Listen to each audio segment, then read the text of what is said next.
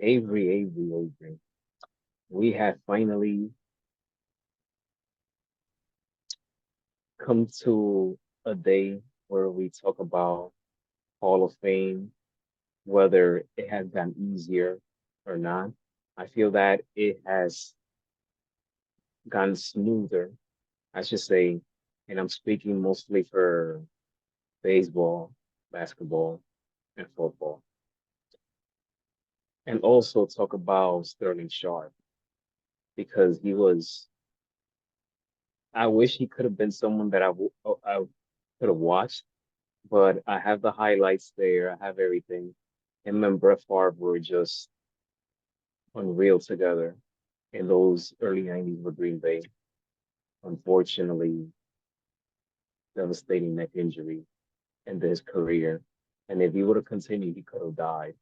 So that's how serious it was.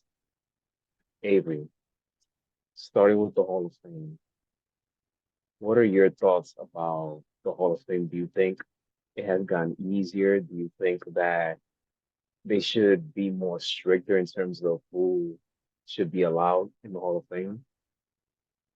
I think when it comes to the Hall of Fame, it's kind of a broad area. You want the best players. You want players that have made an impact in their sport, that have made an impact for their team. So while it may seem it has gotten easier, I think when a player has the longevity and their longevity has impacted the sport as well as the team, I think you can give a little bit of consideration there. In terms of Sterling Sharpe, a neck injury cut his career short. If neck injuries didn't, he would be in the same category as Jerry Rice. And at the time he was playing, he literally was neck and neck with Jerry Rice, and Jerry Rice is a Hall of Famer. So, and football, I think football is always difficult because you're talking about being enshrined in Canton, and you have players that they may have a ring, but their impact for their team may be overshadowed by their impact of the sport. Sterling Sharpe, I think, is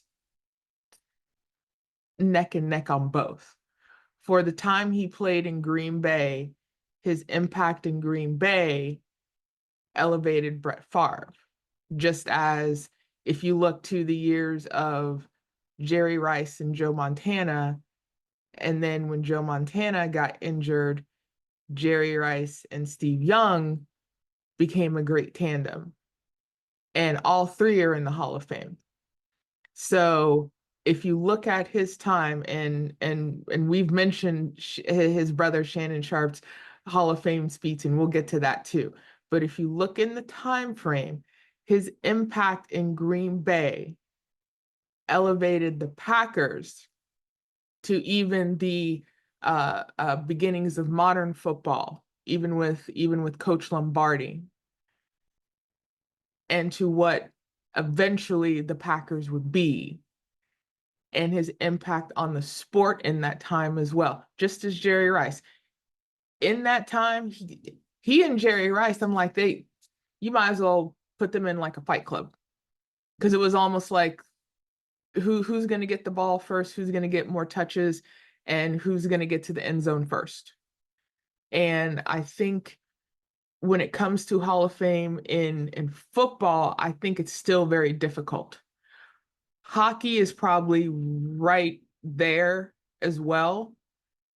And then I do agree, baseball and basketball, it's gotten a bit easier because while the World Series rings or the basketball titles might not be your in anymore, the impact on the game is still relevant, which I think can be a detriment to a Hall of Fame and a Hall of Fame induction.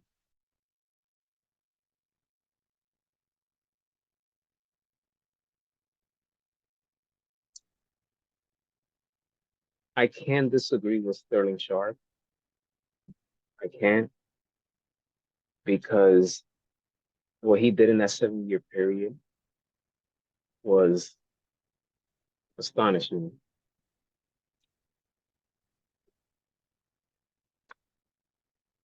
There are some players who are in the Hall of Fame, in the Pro Football Hall of Fame, that I don't agree. If it were me, I would not put them in there, but I'm not a football writer. I don't get a vote. So, but in basketball, I'll mention a few names. And sorry for anyone, you might feel some type of way, but I'm a tough critic when it comes to Hall of Fame. And some of these names, I'm a fan of them. Injured or not, I don't think they belong there. For example, Grant Hill, I don't think he's a Hall of Famer, but I understand the ankle injuries, what he did in college at Duke. I know you're a Duke fan. I'm sorry, but and I'm a fan of Grant Hill, and I hated that he went down that with the ankle injury that basically derailed his career. And I thought that was gonna happen to Steph Curry because if you know Steph Curry before he started winning a championship, he was having ankle problems.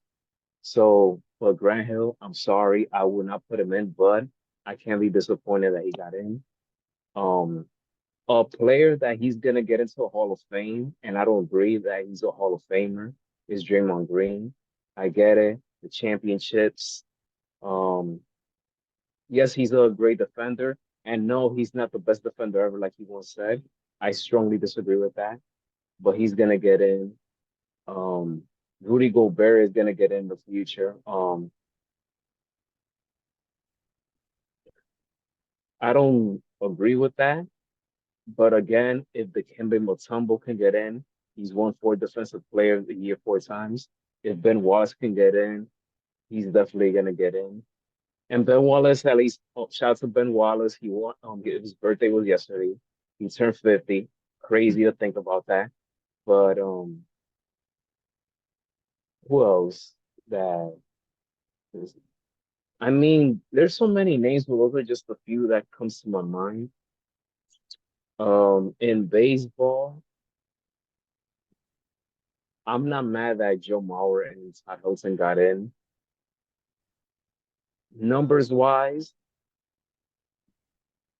in Joe Mauer's case, I don't think that he's a first ballot Hall of Famer. I think he would have gotten in at some point, but first ballot Hall of Famer, I don't agree with that.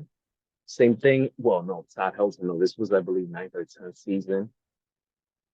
I like the fact that Todd Hilton got in more than Joe Mauer because what he did for Colorado through the ups and downs that he was there. I so wish he could have won it all in 2007, but those damn Red Sox, they stopped him. It should have been the Indians and Rockies in the World Series that year. That should have happened, but it didn't. Damn you, Cleveland. But um, hey, shout out to Let's be Cleveland because honest. Be I honest. have family. I agree with you on that I, one I, too. I, I have family in Cleveland, so shout out to Cleveland. But I'm mad, I'm I'm mad at them for that year for not beating Boston. But but that's not a new thing. There's even players like old school. I'm talking about old school black and white, Yeah, era that are in the Hall of Fame that I don't agree that they belong there in baseball particularly. But it's one of those yeah, things where you're gonna get it right and you're not gonna get it right. So right. I believe it or not, I do agree with you on Joe Mauer. I think he could have eventually got in, but not on the first try. And I think we mentioned it before, like Felix Hernandez. He's coming up, I think, next year. Like I said, it's I believe it's the impact.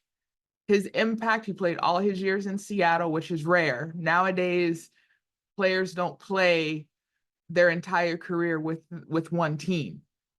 So I think that could be an influence. So with Felix being eligible, if he gets in on the first ballot, okay. If it takes him 2 or 3 chances, I'd be okay with it. his impact in Seattle is just as monumental as, you know, Ichiro Suzuki and Ken Griffey Jr. And that's another thing. How do you not put Ichiro Suzuki in, knowing not only the impact he had when he came to Major League Baseball, but the fact that this man was already a legend in Japan and then just cemented himself into baseball immortality, if you will. So even the question, Joey Votto announced his retirement a month ago. Is Joey Votto a Hall of Famer? I think it's going to take him a few years. I say if he gets in, it's probably going to be about 5 or 6 chances, because while he does not have a ring to show for it, his impact in Cincinnati is very, very heartfelt. It's very, very heartfelt. And another name came to mind last night. I was watching the Pittsburgh Pirates game. Andrew McCutchen played a few teams, decent baseball player. His impact in Pittsburgh, especially coming back a second time to play with them, again, I think he'll get in, but like Joey Votto, it's going to take a few chances. Because when you think of Hall of Fame, you think, like, we always think the best of the best in any sport. Like who was the best at this? Who was the best at whatever you needed to be? So knowing that you have like the best players, but even the best players don't have a championship. What is their impact on the sport? And this is like going back to the Sterling Sharpe. What is their impact on the sport and who they played for, especially if they only played with one team? Can that be the driving force? Can that be the edge, to get the rally cry started, to get that player in the Hall of Fame? And Sterling Sharpe, I went back over his Hall of Fame speech, and it still gets me. Sterling Sharpe said, "I am the only person in the Hall of Fame You mean that can Shannon? say I was the second best player in my own family." That's the best part, but you said Sterling is Shannon. I'm sorry, Shannon. Thank you. I'm sorry, Yeah, Shannon Sharpe. Sorry, Shannon. When he Shannon got a is standing talking ovation about for his that. brother, but I'm like, but that just shows the impact. That shows the impact that Sterling Sharpe had even in his own family. Even when Shannon won his rings, he made sure his brother got one. He made sure his brother got one. So even with the overall Hall of Fame talk is how you get in, what criteria do you need?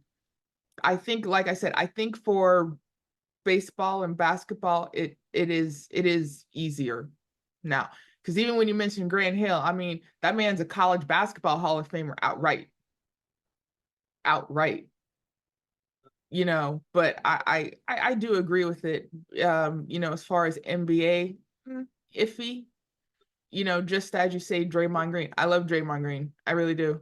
I love his play. But I think even with the championships, I think a lot of other things can hinder him from getting enshrinement. But then when you mention football and hockey, those are tough. Those are tough. Because when I went to visit the Hockey Hall of Fame in Toronto last year, just seeing the amount of individuals that are enshrined there and knowing the impact they had, not just for the teams they played, but just the sport. And you have some names that aren't even on the Stanley Cup. And the Stanley Cup, I think we agree, is one of the hardest championships to win. So the overall, what is the criteria to be a Hall of Famer or a potential Hall of Famer? It's a it's a discussion that, us amateurs can have, as well as professionals, or even just people who just love a sport or love a team. Because I bet you there are a bunch of people in Green Bay that'll say, yeah, when are you gonna put Sterling Sharpe in the Hall of Fame? You know, so it's an intriguing conundrum when you speak of who is the best that they can be enshrined in Canton.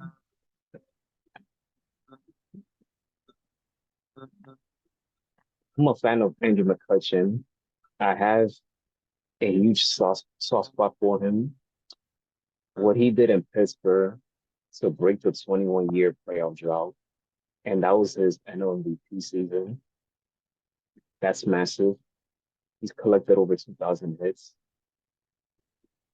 I would like, and I wouldn't mind to see him get into the Baseball Hall of Fame. I think he will get in, but it's going to take time. If it took Fred McGriff time, definitely going to take him time. It even took Jim Leland time to get in. So, and I love Jim Leland. Oh yeah. And what saddens me about baseball managers nowadays is that we miss the Sparky Andersons, the Jim Oh, Lelands. oh my goodness. Those guys managed Nidge, their yes, teams. yes. There's rare, we don't see men like them anymore.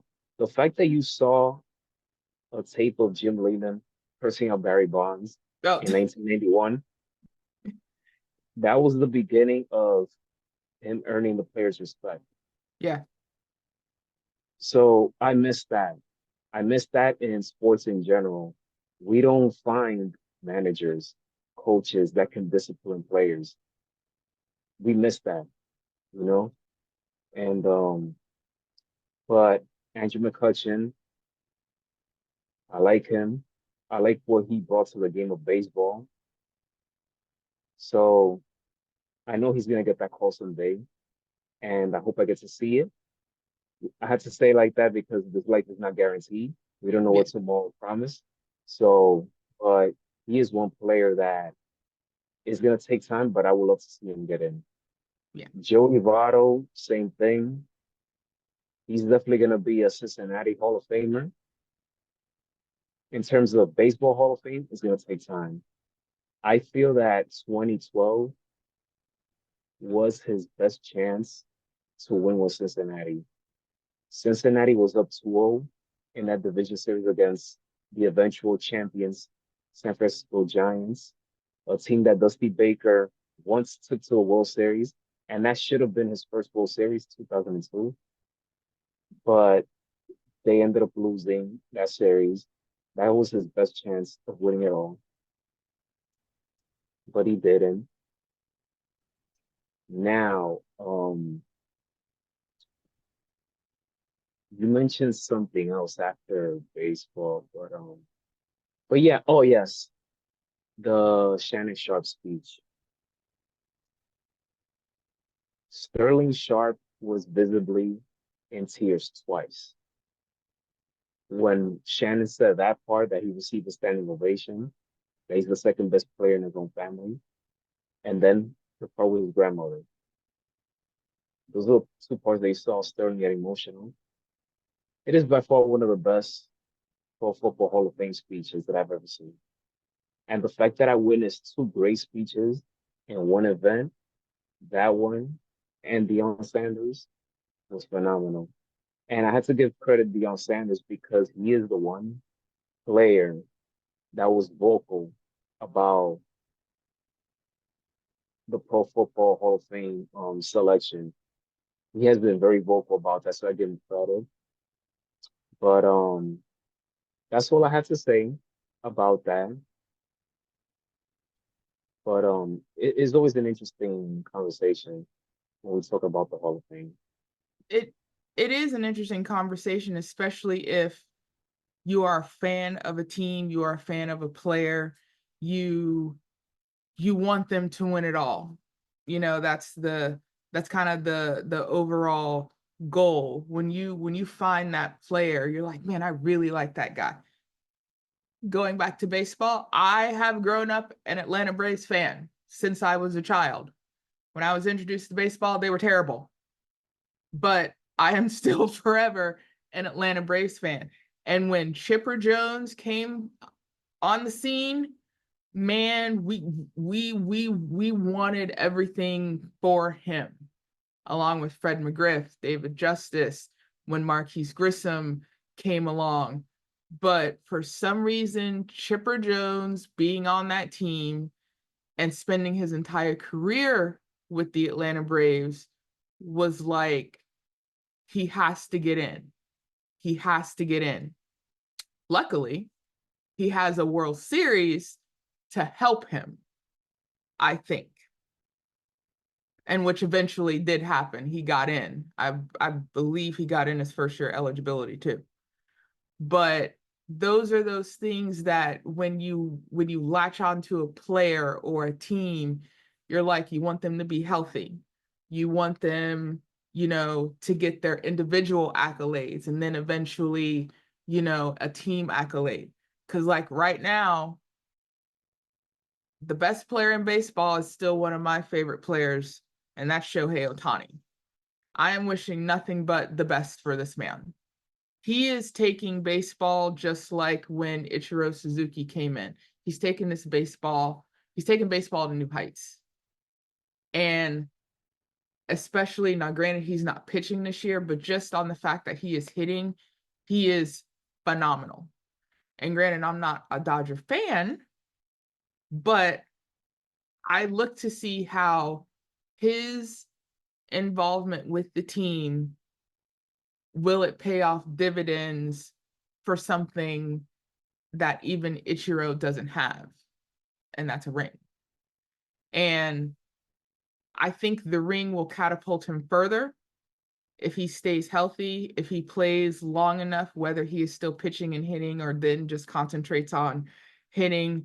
I hope that he is in the sport for a long time, that eventually when he decides to tip his hat and say thank you, that 5 years later, first time ballot, he gets in and not one person says no.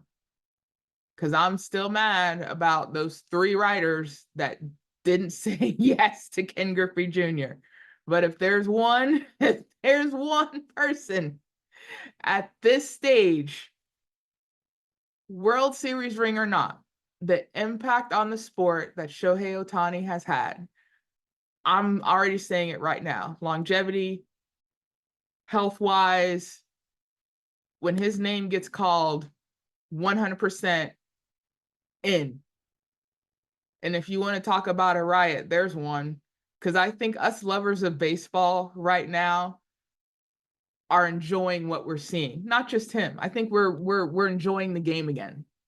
I've always loved baseball, but there's been something about the past few years that has made me really, really enjoy the game of baseball, the experience of baseball.